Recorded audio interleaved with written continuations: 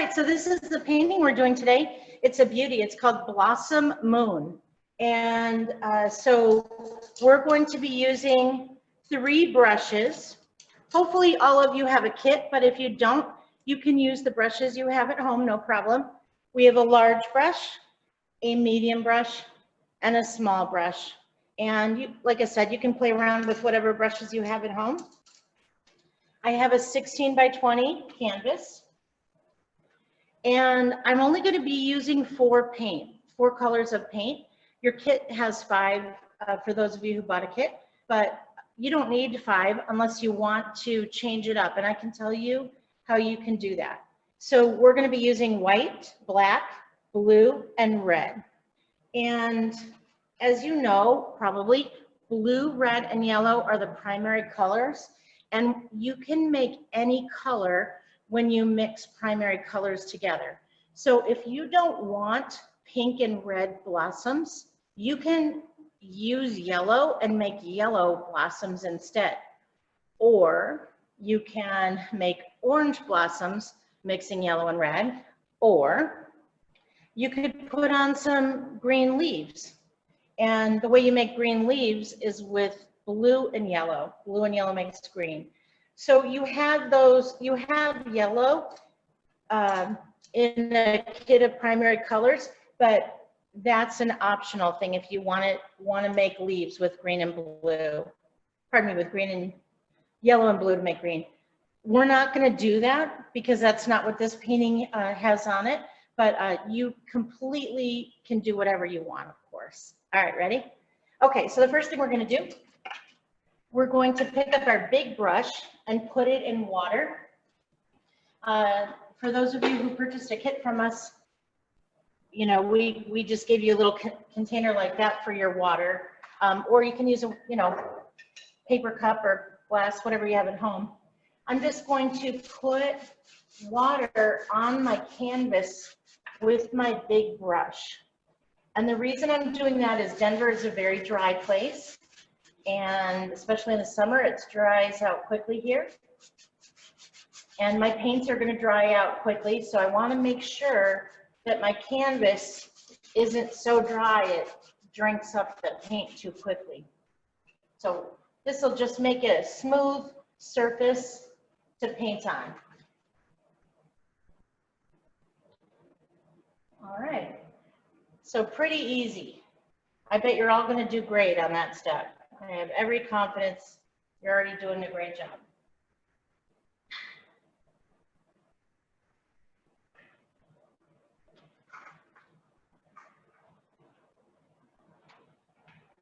One thing I forgot to mention is a beverage. I always like to drink a glass of wine while I paint, but since I'm here multiple times a day, sometimes I have to drink water.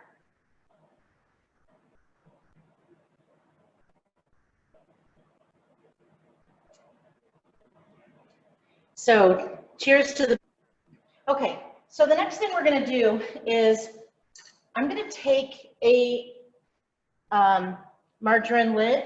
If you don't have a margarine lid, you can use that container I gave you for your paints if you're not using it for water. Or you can take a salad plate, or you can freehand it, okay? It doesn't really matter. I'm gonna freehand just to show you that it's doable. I'm going to put my big brush in white paint, and I'm painting white on white, which sounds silly, but I just want to be able to blend later. So having a layer of white paint will be helpful. So I have white paint on my large brush, and I'm putting it in the center, and then I'm going to just circle out slowly. That's always a good way to make a circle, is to just start in a dot and then slowly circle bigger and bigger. And the movement that I'm doing feels like when you're a little kid, if you ever jumped rope. So that's an easy way to make a circle, is to start in a dot where you, the center of where you want your circle, and then slowly blend out. I can see my white paint. I know you can't, but I can see it. Okay? If it's easier for you to use your container you can do that. Just put it on and then trace around it. Now I'm going to put a tiny bit of blue around it, but so you can see what I'm doing. So that's the other option. You can make a circle, if you can still see it, or you can use a salad plate or your bowl or whatever you have laying around. So there's my circle. Now, one thing I'm going to tell you is that in the kits that we gave you, we put in ultramarine blue, which is a beautiful blue. It's a warmer blue, and what I mean by that is it's almost purpley. This painting, I think, used a phthalo blue. We have about 6 different colors of blue at the studio, but ultramarine blue is a good mixing blue for making other colors. So that's why it's in your kit. So if my blue turns out being slightly different than this blue, it's still going to create a beautiful painting. I promise. All right. But it is better for mixing green leaves and for making purple blossoms. So if you wanted to blend your colors and do something different, this ultramarine blue is really going to be superior. So what I'm going to do now, I didn't clean my brush from that white paint. If you did, that's okay. What you can do is just put white paint on one side and blue paint on the other. But I'm deliberately going to the side of my blue, picking up some blue paint on top of that white. Like I said, or you can have blue on one side, white on the other. And the reason why I still want white is because I'm going to start to circle around this moon. And I want there to be enough white that it's not too bright. Pardon me, not too solid. So I'm going to actually pick up a little more white because I don't want it that blue yet. And I'm just going to go slowly around my moon, just slowly. And I realize some of you might still be working on making your moon outline, and that's okay. But I'm just going around it slowly. Notice it's not the full strength blue. It's not the same color as full strength. We're going to use the full strength down at the sides and the bottom and the top. It's going to get darker as we go out from the center. So in fact, I'm even going to add some white streaks in that inner circle, because what I'm going for is an ombre effect. So the people who know what that is for a hairstyle, they'll understand. It was funny, I had a man in here the other day and he said, ombre, am I supposed to paint a little man here? And I was like, no, that's not what I mean. I don't know why the hairstyle has that word, for this Spanish word for man, but anyway, so this has light blue, but it has some white streaks in it. And I just got that by adding more white to my brush.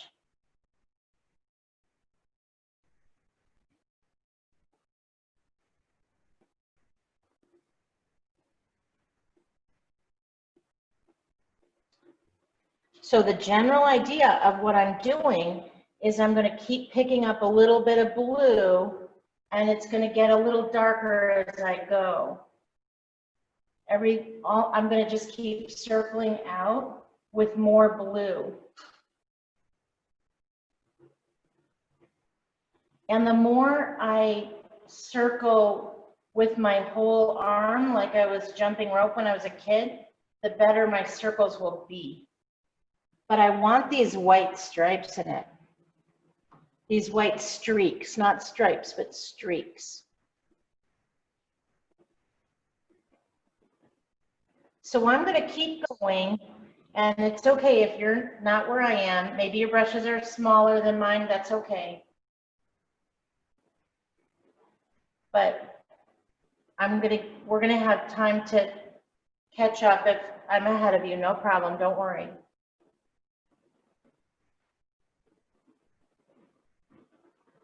So right now I'm adding on the full strength blue, but I'm going to put some white streaks in it because I'm not ready for full strength blue yet.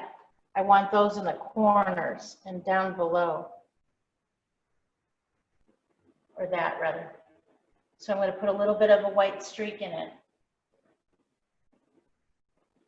I want it to be lightest in the center and get darker as it goes out. And you can go back and forth with your white and your blue, so long as you keep that in mind. As long as the finished product, the finished painting gets darker on the bottom and darker in the corners, that's all we care about. We don't care how you got there, we just want you to get there. And it'll take a while, and that's okay. Just enjoy the process. And this blue is a pretty different blue than phthalo blue. If you go to the art store, there's a zillion different kinds of blue. There's cerulean blue, and there's cobalt blue, there's ultramarine blue, all different kinds. It doesn't matter what kind of blue you use in this painting. It'll still make a beautiful painting.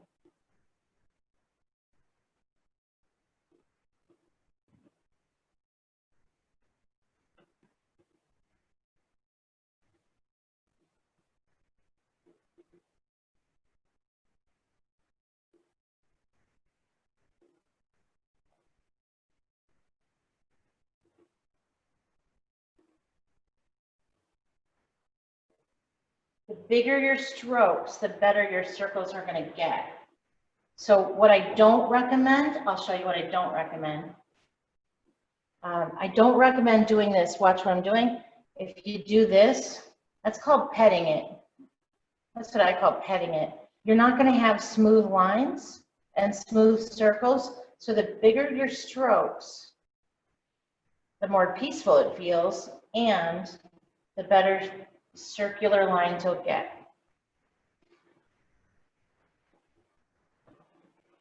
At this point, I'm just using full-on blue where I am at in my painting. I just want it nice and dark in the corners. And again, I know you're going slower than me. I know that, and that's okay. Once I get my background on, I'm just going to step away and let you paint and catch up. So don't worry. Be happy.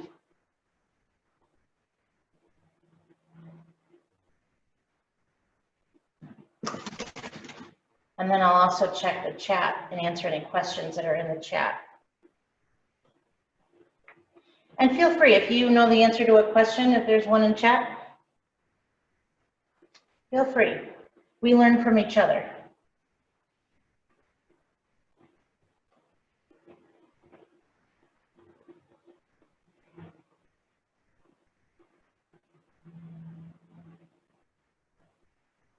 So I'm going to let this dry after I'm done, but on the corners, after it dries, you can put more paint and that will darken it up a little bit. Right now, if I put a second layer on, it doesn't really stick because wet paint doesn't stick to wet paint well. But if I let it dry a bit, wet paint will stick to dry paint. So I'll let that dry a bit before I put on a little bit more and darken up the corners. But I'm also going to paint the top like that. And then I'm going to paint the sides and the bottom as well. It's hard to pick up the canvas when it's wet on the sides to get the bottom. So before you paint one of the sides, you can pick it up and do the bottom. And then do the side.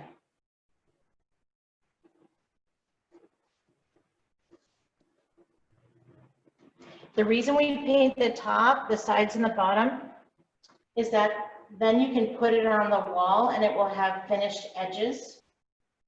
And if you have finished edges, it's a complete painting. You won't need a frame, and that'll save you a lot of money.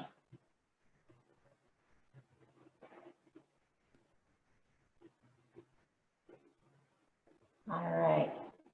So I like to step back and look at my paintings from 10 feet away. And then I know what I have to tweak once I've taken a look at it from 10 feet away. My philosophy in painting is very similar to my philosophy in parenting. Not that I was an expert by any stretch. I have 3 grown kids, but my philosophy is when you paint, it's like living with a family member or raising kids. If you're in their face all the time, you can't see them for who they really are. You need to step away 10 feet, 15 feet, get your breath, collect yourself, relax, really look at it, and then come back and you'll have a whole new appreciation for that painting or that person. And you can see what you want to work on next in your relationship or in your painting. I do want to show you one other thing though. If your white's not white enough, or if you want to add more white in general to your painting, start in the center with your white paint and circle out, right? You can pick up more, circle out, and that gets the feeling of a circle, and our arms get some muscle memory for how to make a circle. And then you can take that white paint on your brush and you can circle into your blue, and it's going to make that center area a little bit lighter and make some more streaks. But here's what I can't do. This is very effective for adding more white to your painting overall. You can flip your brush too if you need to. But don't, now I have lots of blue on my brush, so I don't want to go back into the center. It's only one direction. It's like driving on a one-way street. You can only go one direction. I can go out, but I can't go back in. But that did give me some more white streaks farther out, and that's what I wanted. And then before I touch anything closer in, I always want to wash my brushes. I have napkins handy, and I wash my brushes every time I want to start something new.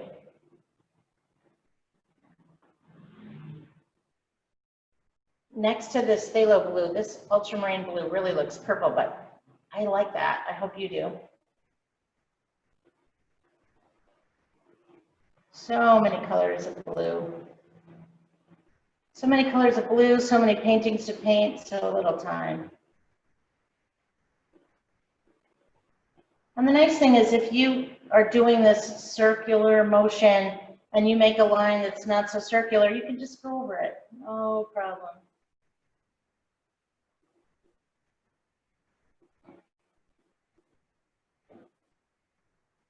Nice. So these are the rings that kind of light that radiate around a full moon.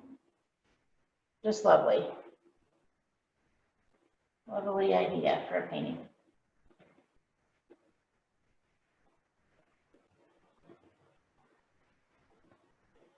Big strokes, big strokes. And I'm feeling that my painting is starting to get dry. My paints are starting to get dry because I'm getting little canvas marks in my paint, in my canvas, coming through my painting. So what that tells me is the paint is drying, and because it's drying, I need to add a couple of drops of water, you know, for the next time I use that paint. We always want the paint to be the consistency of motor oil and not pudding or peanut butter. So if it's starting to get like pudding or peanut butter, add a few drops of water and stir it in.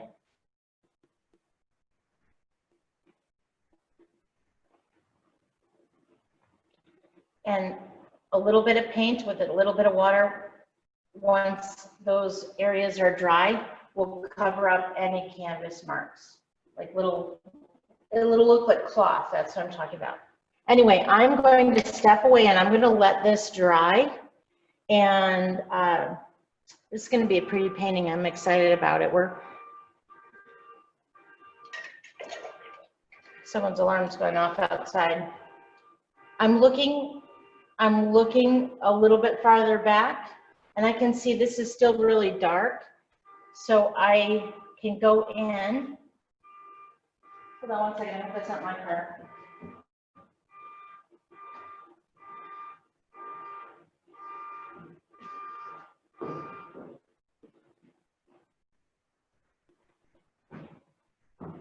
Okay, sorry, thank you.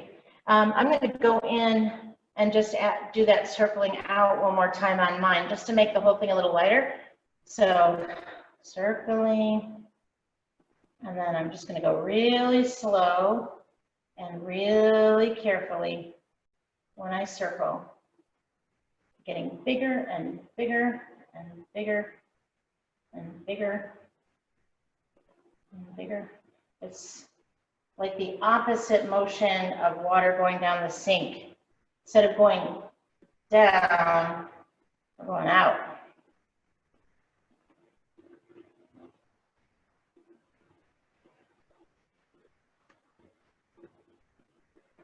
Okay, I'm going to step away. I'm going to check the chat while you guys work on your background.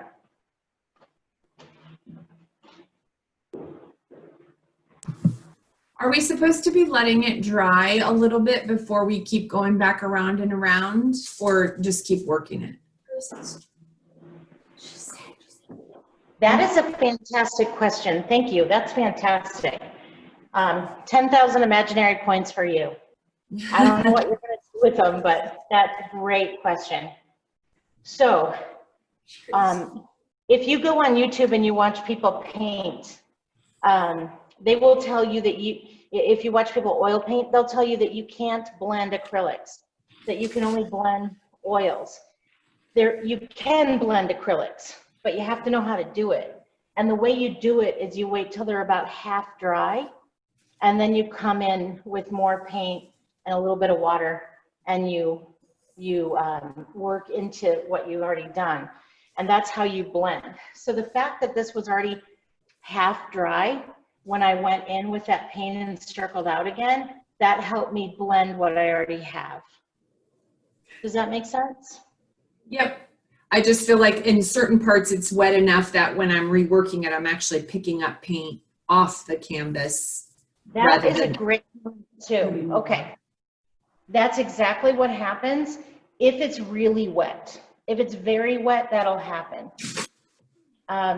And how fast it dries really depends on where you're at. If you're in the shade in your home, it's going to dry, slower.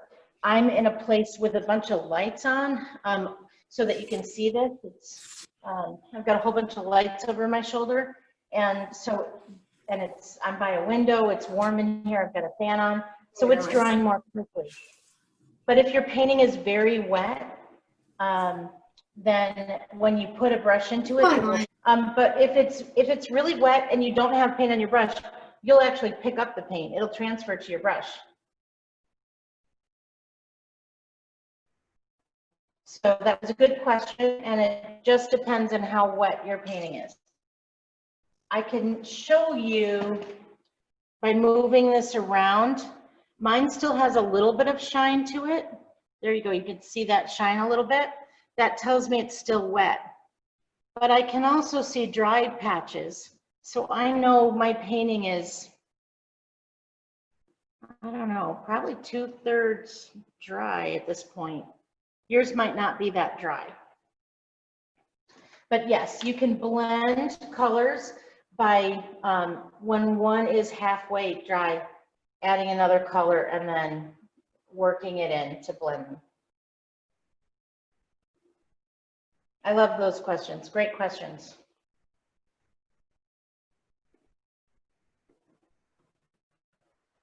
Before I get started on something new, I want to just acknowledge that I was watching you guys paint over at my computer, and I noticed that someone at Janet's house is painting with their fingers, and that's awesome. I think it was Janet's house. Anyway, cool, because that's going to help you in the next step. All right, so I'm going to go on to the next step. We're going to put some detail in our moon. So I do need you to mute yourselves again, if you would. Next is I'm going to pick up a little bit of white paint, And I'm gonna make a new pile, a little bit of white, and then just a little bit of black. And I want it to be the lightest shade of gray I can mix. I'm not using a lot of paint for this, just a little bit. We just don't need much. So it's a really light shade of gray. I just picked up a little bit of white, a little bit of black, and just mixing it together until I get a light shade of gray. I'm sorry, is that the big brush or the medium brush? Thank you for asking. I'm using my medium brush. But to be honest, it doesn't really matter what size you use for this, but thank you for asking, and I think the medium brush will be a good choice. So what I'm gonna do is, in this moon, I'm not gonna go all the way out to the edges of the moon, and here's where I'll teach you a little bit about physics, something I learned through painting. Did you know that light can actually bend around an object?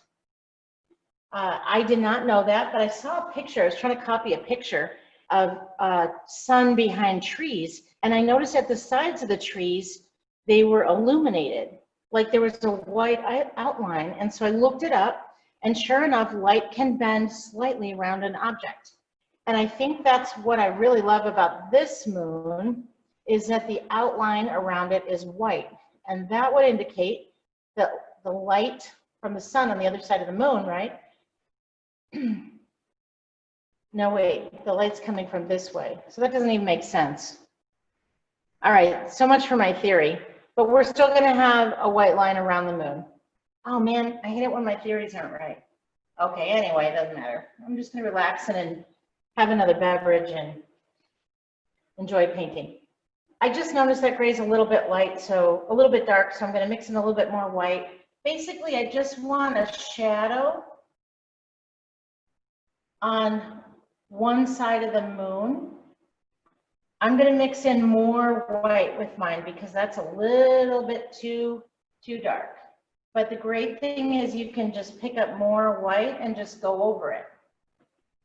And then once I have a shadow on the inside of the moon, I'm gonna just make dabs.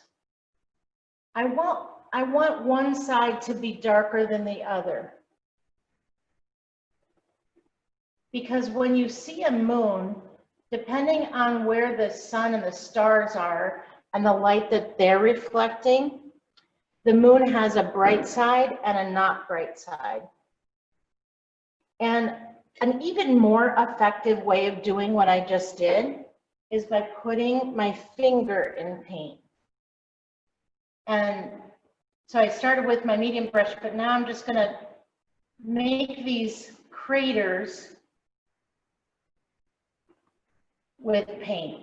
And it looks better when I use my fingers. I want to keep this area brighter and this area darker. And using my fingers just gives me the right amount of mess in there. If my circle isn't really a good circle, I can come back in with my baby brush and white paint and just do any fixing that I need to do.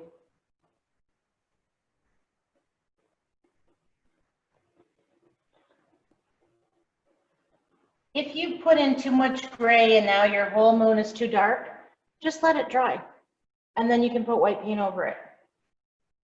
White paint, now remember, we can't really put wet paint on top of totally wet paint or we'll take paint off, right? So you have to let it dry a little bit before you can paint over it, at least a little.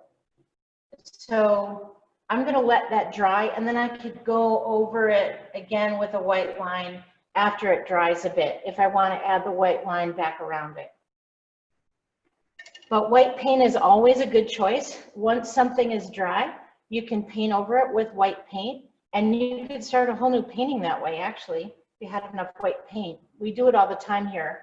We wanna reuse a canvas because we don't like what we painted. We just let it dry, we paint over it with white paint, let that dry, And then you can start a whole new painting.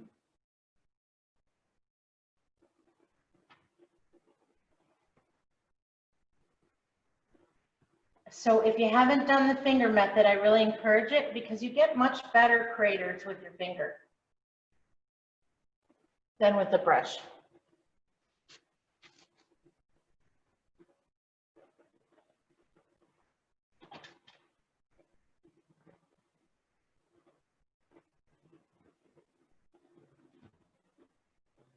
And you could even make a couple of, black, just a tiny, tiny bit of black on your finger too, if you want, and just put some slightly darker areas, but don't overdo it.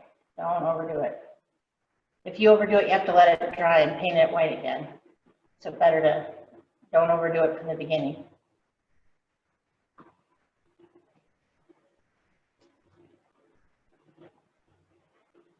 So I'm going to step away and look at mine from 10 feet away because I always recommend doing that.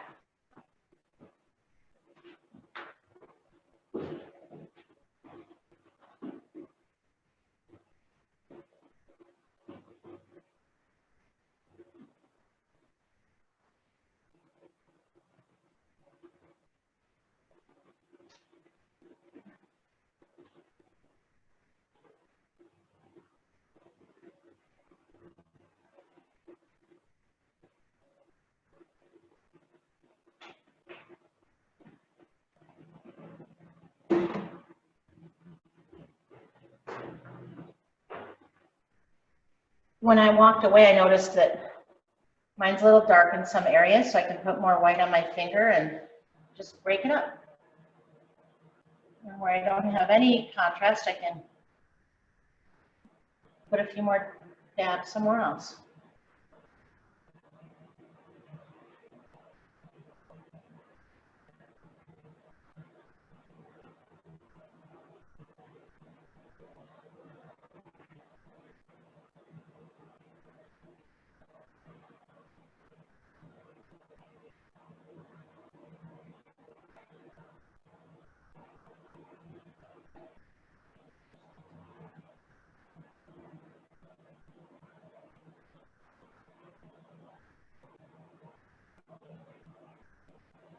The key to painting this moon is just remember you want this crescent part of it a little darker and this bright in here. And not orderly. Not with a solid line, just with little pops of grays and white.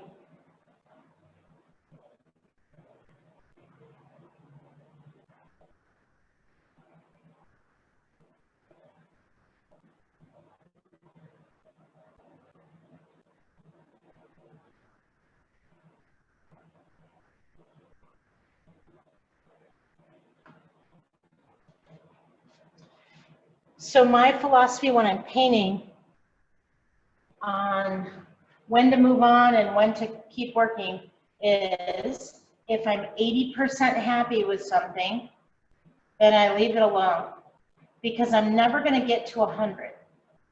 And I can always come back and tweak later. But if I'm at 80% and I think, oh, I'm already at 80, I'm going to keep going. It's kind of like gambling. If you keep going, you're going to lose everything. Sometimes you need to know when to walk away. I don't really gamble, but I heard that. I think it was an old song, actually.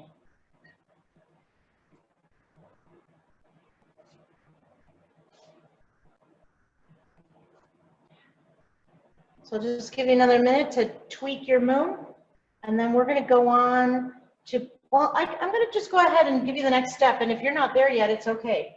Those of you who are, we'll let you loose.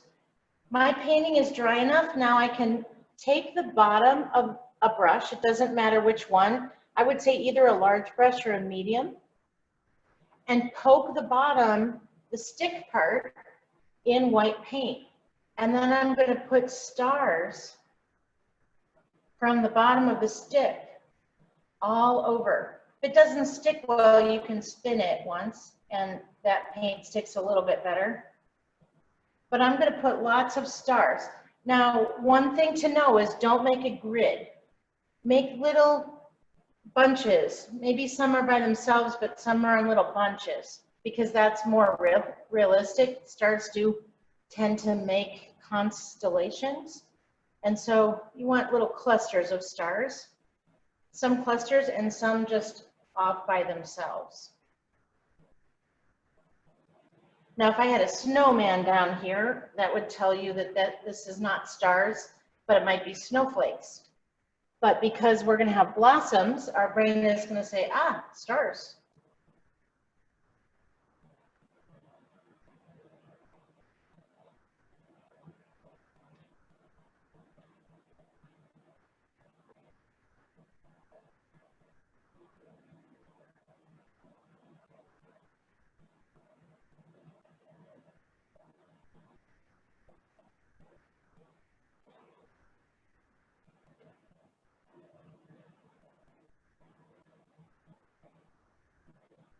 I tend to overdo stars, so I'm going to have to make myself stop soon.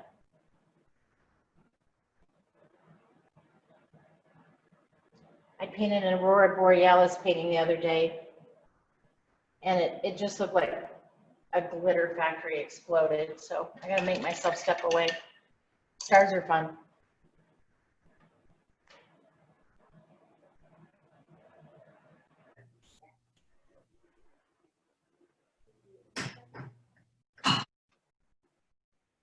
It doesn't have to be perfect. You'll notice when you see a full moon, it's not always really round. It's not always full, completely full. What I'm trying to say is it might be the night before or the night after, and so it's not really perfectly round, but we look up and we go, oh, it's full moon. So if it's just slightly off, great, that's natural. All right, so I'm going to go ahead and I'm going to show you how to do the branches. And I do ask once again that you mute yourselves if you're not already. Sounds like everyone is. Take a swig of my water. Okay, so I'm going to, well, hopefully you cleaned your brushes. I'm going to clean my medium brush because I'm going to go into black and I don't want any white on it. So I cleaned my medium brush and I'm going to go into black, and I'm going to start about 3 fingers up from the bottom right-hand corner with black on both sides of my medium brush. And I'm going to pull my brush and I'm going to kind of twist it to the side. So first I'm flat on, lots of pressure when I first come on, because I want that part to be thick. But then I'm going to lighten up my pressure a bit because I want the branch to get smaller as it goes out, not larger. If it gets larger, it's going to be a cactus. So the branch has to get thinner, just like my arm gets thinner as it comes off of my elbow. So thicker here on the side that's near the tree, and you can go over it a little bit. And then as it goes up, it's going to get thinner, just like your arm would on an elbow. With your elbow, I mean. Like this would be your wrist. This is your arm. Don't make it as fat as an arm, of course, but I'm just using that as an example. Okay? So there's 2 ways you can paint with a flat brush. You can paint with the broad side of it, or you can turn it and paint with the sharp side of it. See the difference? Broad side, sharp side. So when I'm here, I'm painting with the broad side because I want it big. But then as I go, I can twist my brush just a half a twist and it gets thinner. And I'm going to paint on that skinny side to get branches coming out of the branches. So here's my big branch, and now I'm going to twist it, and I'm going to make a thinner one, and it's going to go up. Now I don't want it to be perfectly straight. Branches on trees are never perfectly straight. Here's a tip when you're painting trees and branches. Always come in from the trunk. Now we can't see the trunk because it's off the page, off the canvas. But what we can do is come in from the widest part of the branch and then come up through the branch. Always painting with the skinny side when I want something skinny, right? And then lift off with light pressure.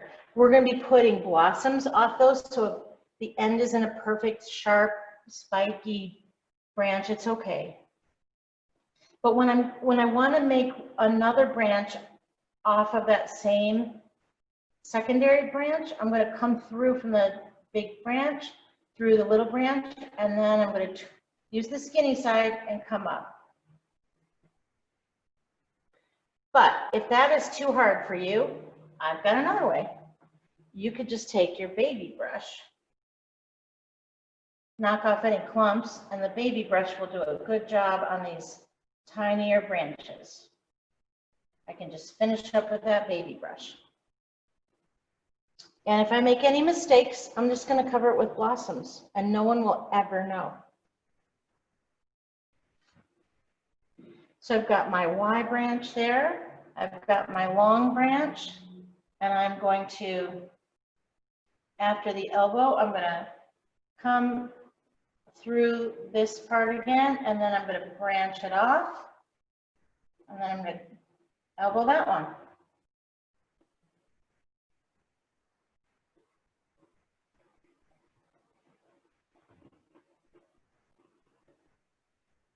Always make sure wherever a secondary branch is attached to the primary branch, so think of this as the parent, this is the child, that wherever it's attached, that should be the thickest part of that branch, the new branch. It's kind of like off of your body, your shoulder is thicker. It's the same thing when you're making branches, just like your arm. It's going to be thicker at the shoulder.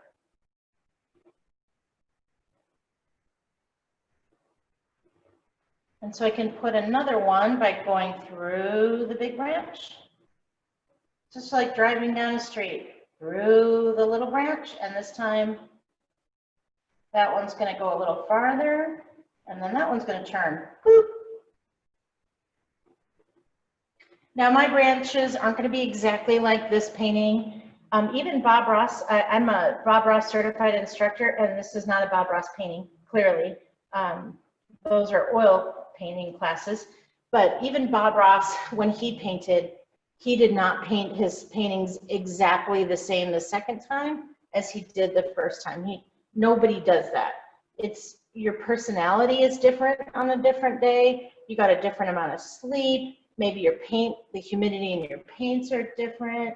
You know, it's a different time of day. So just know that when you paint, even if you were to paint the exact same painting twice, you're never going to have the exact same painting. It's just not going to happen. This time I went through the main branch, and then as it turned, and now I'm going to go whoop.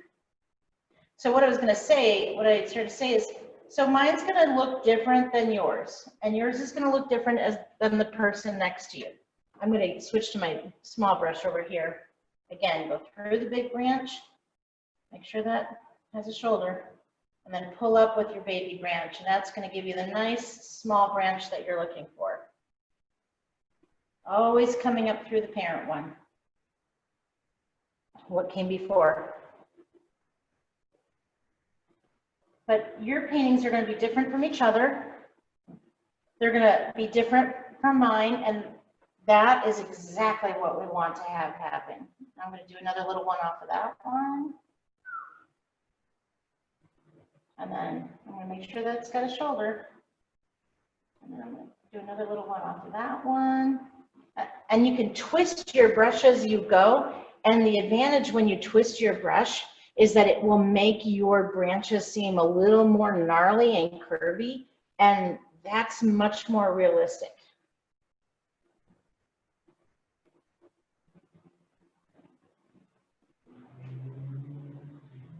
We had a lady in here one time, she was elderly, I think she's in her 90s, and she's like, oh, I can't do this, my hands shake. And it was great because she was painting trees. and her hands were shaking, and she made the best painting in the whole place because she wasn't trying to make straight lines. Well, she might have been trying, but she sure didn't, and it was perfect. You have to work hard to not have straight trees.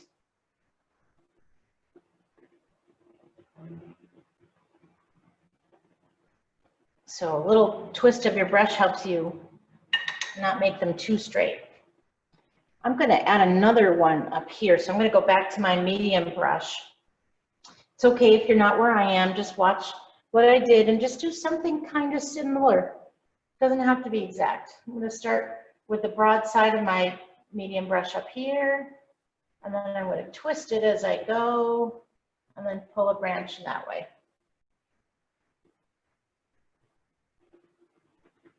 And I'm going to come through it again, and I'm going to have a branch lighter pressure for a smaller branch.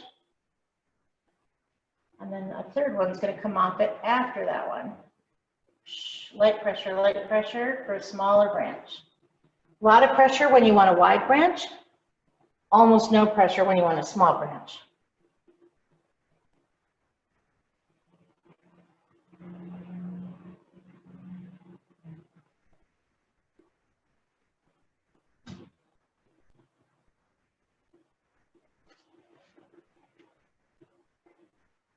So a quick little story for you.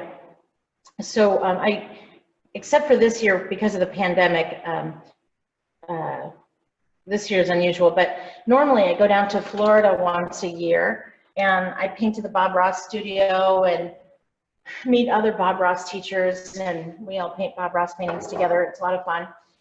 That's in New Smyrna Beach, Florida. It's a wonderful place if you ever go on vacation down there and you want to stop in there. Bob's studio, it's not real different than what I have right here. It's just in a strip mall, and he's got his easel there, and a guy named Nick paints at it now, and all of his paintings are on the walls, just like our paintings are here, but Bob Ross's originals are there. Pretty fun to see. But anyway, so I go down to Florida once a year, normally, and it's fun to see 3 different paintings that Bob did that were the same composition, the same inspiration, painting or photo or postcard. He often would get postcards of beautiful places and create from that. So his friends tell me. Anyway, so if you see 3 that he did from the same inspiration, they look totally different. And what he would do, his friends told me, is that he would go to the producer and he'd say, I have an idea for a painting. It's this from this postcard or this picture I took myself of these mountains or whatever. And the producer would okay it and they'd say, great, that looks good, Bob. And then just before the show taped, 30 minutes before, he would paint another copy of it. So that made a second copy. And then while he was painting on the show, he would paint a third copy. And so going down to the studio in Florida, I had the privilege of seeing multiple copies of the same image, and you can also find that online, but they never look the same. Same composition, totally different painting. Maybe the blues were different. Maybe use a phthalo blue and a what other blue? I have to think about that for a minute. Anyway, a cobalt blue.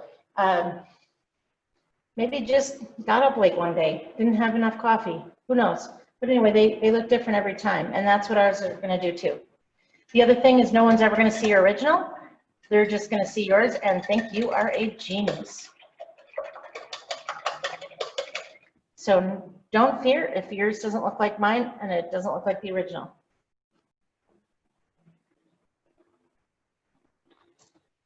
After you're finished putting your branches on, then be sure to wash your brush really well, because we're going to come in after this sets a few minutes, we're going to come in and put on red and white, and we don't want any black in our white. So make sure you clean your brushes really well after this step. And I'm going to go over to the computer and look at all of your paintings. If you have one that you want advice on, just hold it up to the camera and unmute yourself, or type to me privately in the chat, and I would be glad to help you.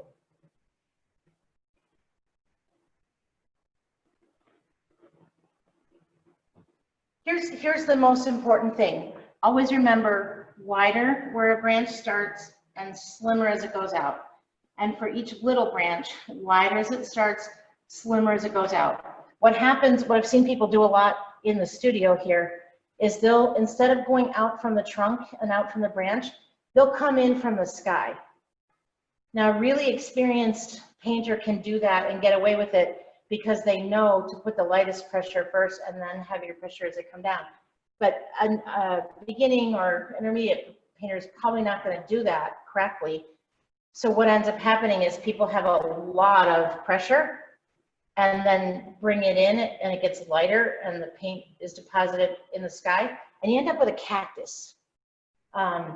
So it's fine if you want to make a cactus, but just know, that's my biggest hint. Come out from a big branch, go up through it. You're going to leave less paint as you go, and then come out with a lighter touch. And that's going to make a more realistic branch.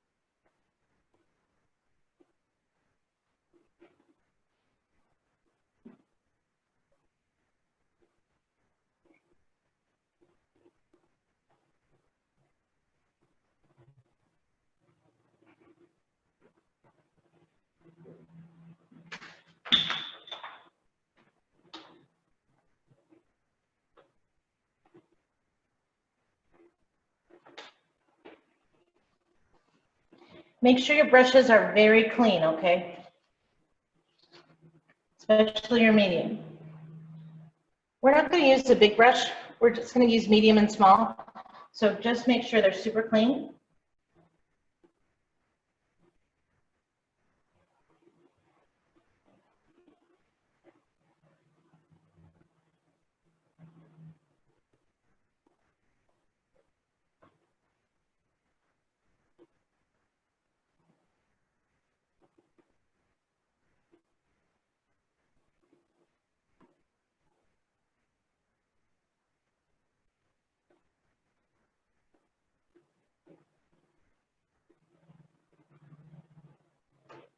Okay, so the next thing I'm going to do, excuse me, next thing I'm going to do is I'm going to pick up, it doesn't really matter. You could do white first or you could do red first, but I'm going to do red first. If I have a little white, I was just tweaking my moon. I have a little bit of white on my brush. I'm not going to worry about it because in a minute, I'm going to have a whole lot of white on top of my red. So I'm just going to pick up some red on my brush. And then I'm going to start to apply dabs. Now I have a little bit of white in there, that's okay. Just dabs. See that? Dabs. Let me get more red. I'm doing dabs on the sides of the branches. And pointier, they're thicker around at the base of this cluster, and they get pointier as they go out, smaller. That one's gonna be real small. Okay, so thicker as you start a cluster, and then make sure you put some of that red over the black. And it's just little clusters of red. Thicker near the bottom. Not too perfect. Nothing's perfect. Now I'm going to add white to that on top of that while it's still dry. Pardon me, while it's still wet. So it's not going to be solid red like that the whole time. Don't panic. But I've got another cluster here that must be growing off of some other branch that I can't see because it's very thick at the bottom, but it seems to be coming right from behind this big branch.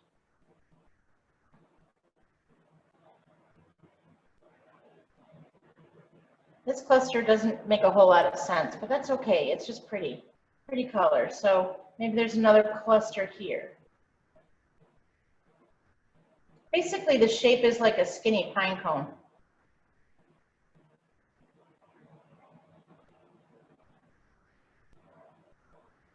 I can make one, this one doesn't even, it's not coming off of a branch. It's just making, it's like a pretend branch. You see what I mean? There's no branch underneath that. So just by making the cluster, we're making an imaginary branch down there. That's what I'm doing. And then this one comes off the actual branch and extends out longer. Make sure you extend, you're starting on a branch, but you're extending out longer and farther out for each one of those red pops. So I've got this, this. I don't have that.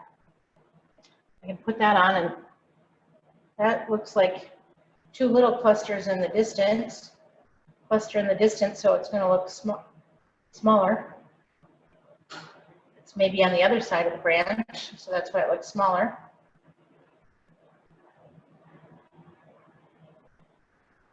I don't have one here. So just remember, the shape is like a pine cone, okay?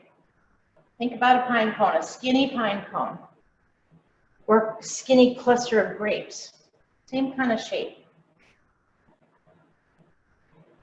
And I'm going to, 1, 2, 3, I'm going to do some up there. 1, 2.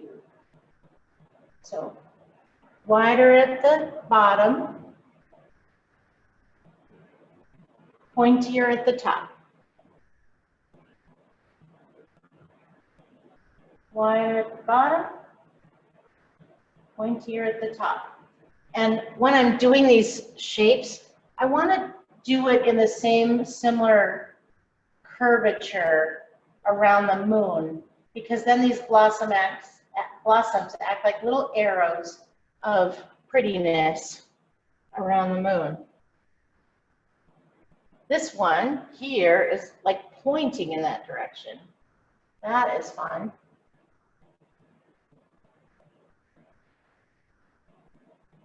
So just remember, cluster of grape shape or a skinny pine cone shape. And it starts on the branch, but then it goes beyond it and then ends in a point.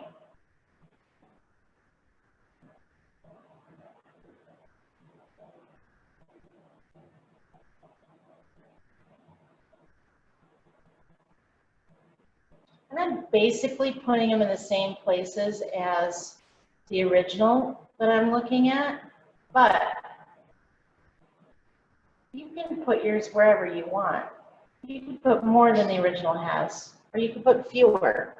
It's your painting, you decide.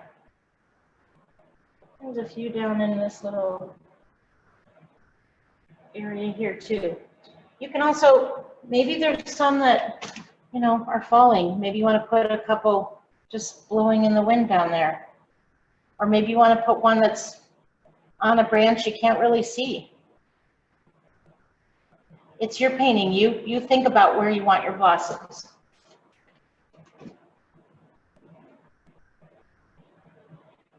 I'm not gonna let those get totally dry before I do the next step. So I know I went faster than you, and that's okay. But I do wanna show you just what the next step is when you get to it. So if you'll watch this part, instead of cleaning my brush, I'm just gonna come in with some white brush on the end of my medium brush, white paint on the end of my medium brush. And I'm gonna let those two, they play nice together. So I'm gonna pop on some red, some white over those clusters because I want the colors to mix. I want to do it while it's wet because I want some of it to just look pink. And you might pop over it a few times to get the pink to show up. I'm not mixing pink on my plate, but I'm just using a brush that has some white in it, and some red on it. And when I pop over these a few times, it naturally mixes and becomes pink. I don't have to do anything to make it pink. It's just gonna do it on its own. There's some red in there, there's some pink in there, there's some white in there, and that's what blossoms really look like. Is they're pink. They might be pink, but they have sunlight sparkling on them and causing them to look white in some areas. And maybe the outside of the blossom, depending on the kind of blossom that it is, maybe the outside is pink and the inside is white. It just depends on what kind of blossoms these are. And I don't know. I grew up in Michigan, and in Michigan there's a lot of cherry trees. Up in the northern part, there's a lot of cherry trees. So they have pink blossoms, beautiful. DC also has a ton of cherry trees and just gorgeous. And they're pink and white, depending on the species of the cherry. They can be pink or white or red.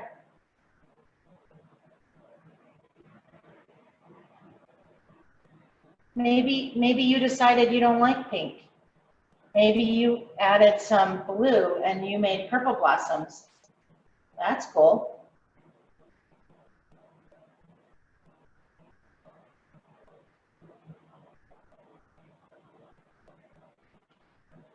One of my artists frequently tells me reminds me that we don't have to make sense when we paint. So if you wanted to do some in pink and red, and then others in orange or others in yellow, you're welcome to do that, because paintings don't have to be realistic. It could be the way Dr. Seuss would paint it. Maybe Dr. Seuss would paint his blossoms in every color under the rainbow. So if you want to do something crazy like that, do it. Why not? If you can't be crazy when you paint, when can you be crazy?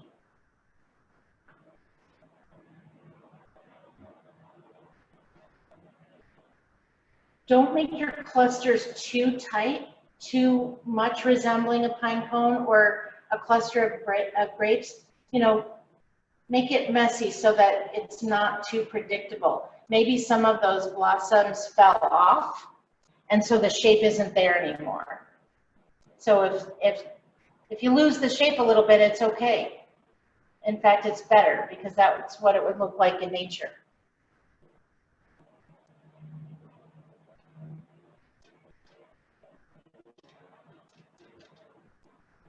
Any place that's facing the sun, I want to put a few stark white ones near it. And I'll tell you why. Not the sun, the moon, sorry, forgive me. Because the moon is going to cast light on those blossoms. So these are lighter than the top ones.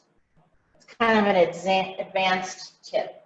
Anything that's closer to the moon is going to be a little brighter, just a smidge brighter, a little bit more white on the side facing the moon. You don't have to do that. But if you want that advanced tip, it's kind of a good one. So here the undersides are brighter because they're facing the moon. And the moon is lighting them up a bit. And so if I were to do that here, I'd have to make the ones at the end brighter because they're closer to the moon. But that's a pretty advanced step, and you could totally ignore it if you want.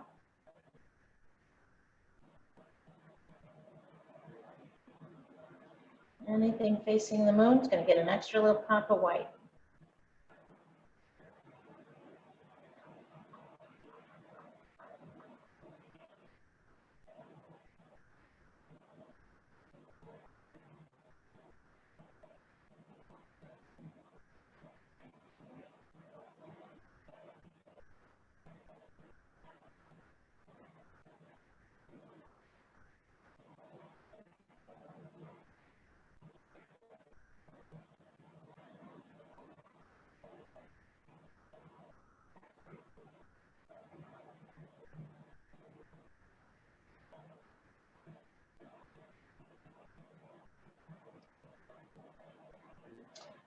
One thing I forgot to tell you is if you don't want to use your medium brush, you could use your small brush for that.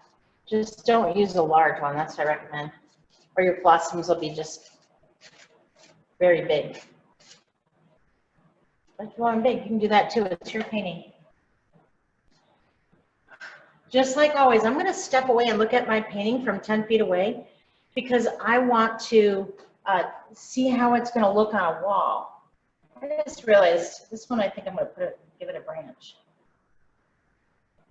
The beautiful thing about painting nature is you get to play God, so to speak. You can put branches where you want branches, and you put mountains where you want mountains or oceans. It's a wonderful, wonderful feeling, especially in uncertain times like we have now in the world. Painting lets you you get to create your own world. It's a wonderful thing. So I'm going to step away and see what my painting looks like. The only step left is to sign your name. Woohoo! Remember the 80% rule? If you're 80% happy, leave it alone. You don't want to lose your 80 going for the 20. I'm going to, you can paint with whatever color you want. That's the beauty of art. Nobody gets to tell you how to create your art, right? Well, I guess they can, but it's your choice to make things the way you want. And well, that's our rule here at the studio. Your rule at home is up to you and your parents, but you know, you do you. Every artist has a unique signature. I just put my little initials in the corner. I put them in the bottom right-hand corner, and I just put 2 initials because I can do that easily with my baby brush. I don't need to go get, we do have some oil paint markers here, but you don't need to do that. You can easily do it with just your baby brush. I put mine in paint. I do recommend that you put the date on the back of your painting after it's dry. So as you continue to paint and develop yourself as an artist, that you'll know, you'll be able to look at the dates and say, oh, look at how I progressed from that year to that year. And it's just kind of fun as a souvenir to know what year you painted something. And so much for painting with me. You guys are really special, and we can't wait to paint with you again. Thank you.